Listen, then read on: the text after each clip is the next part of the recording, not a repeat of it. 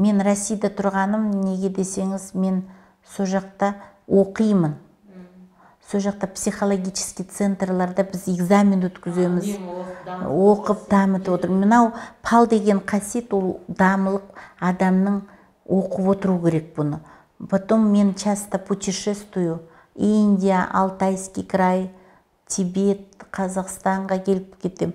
Но осы жақтан арманым бар, ақша тапсам үй сатып алсам ба деген. Сондай арманым бар.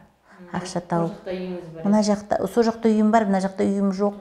Келем, ананың үйінде болам, мынаның үйінде болам. Соны кетем қайтадан.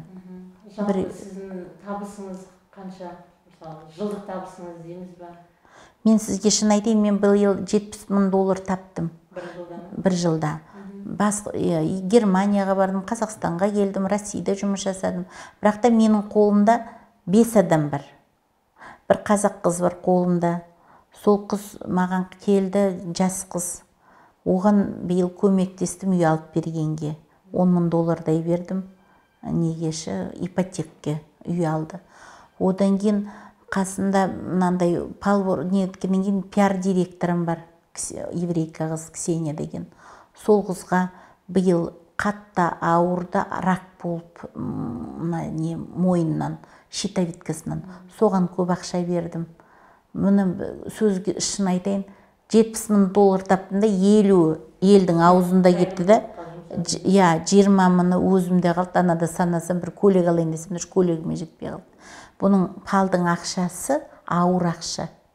Бұны мен тапқаннан кейін иелерім айтады: "Ей, анаған бер, мынаған бер. Ана қызды далада қалтырма. Ертең мен анада коронавирус болып жаман ауырдым да, ол қыз менің қолымда 11 жыл жүр екен. Не үйі жоқ, не тұрмысы жоқ, ойбай құрсын. Ертең өліп қалсам, но далада қалады. Ертең Құдайдың алдында айтуым керек, мына қызды неге ұстайдың деп айтады" деп. Сол қызға $11,000 беріп, жаңағы ипотека үй алдық. Оның зарплатасы бар. Зарплатасы каждый $1,000. Менде 5 адам жұмыс жасайды.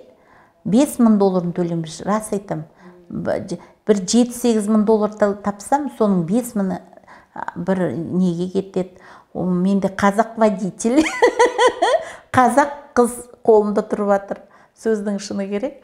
Мен өз ұлтым, только еврейка қыз, мен көп ілімі күшті қыз да, сол қыз нетеді.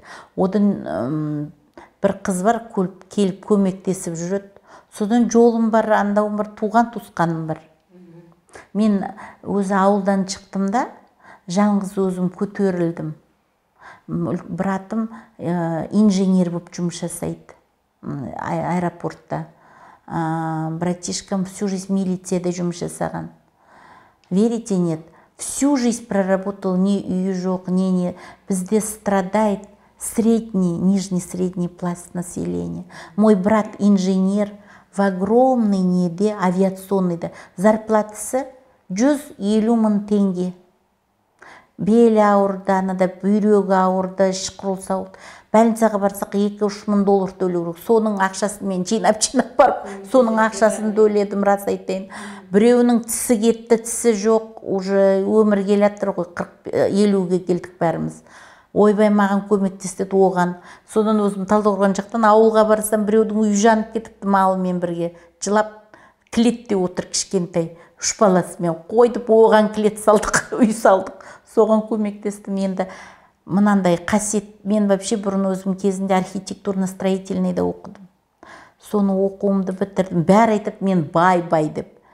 Рас айтам, Құдайға мың шүкір, мен Москвада бір үйім бар, жағдайым жақсы, кредит қалғам, әлі оның 20 жыл беретін кредитім бар. Анадай асып баратқан байлық ештеңкем жоқ. Елдер ойлайды, елдер Москвада тұрса. Москвада да өте қиын.